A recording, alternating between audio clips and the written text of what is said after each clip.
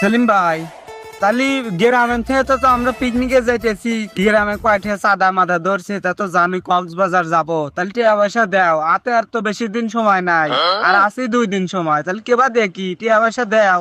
ফয়জুল্লাহ রে, আমার কাছে তো বিড়ি খাওয়ার টেয়াই নাই, আমি কেবল এই চাঁদার টেয়া তো করে দেবো কত? সেলিম ভাই, প্রতিবার কিন্তু একই নাটক ভালো লাগে না, তুমি যাবে কি যাবে না এটা কয়া দাও।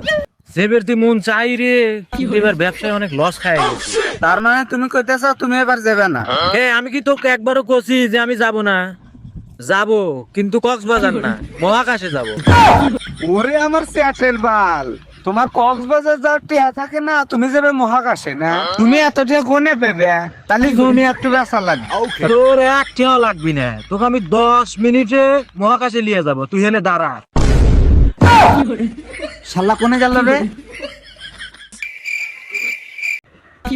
শালা নির্ঘাত পালাচ্ছে। এ তাড়াতাড়ি আয়, বানানো হয়ে গেছে, কইছে দুইটো টান দে, চলে গেছি মহাকাশে।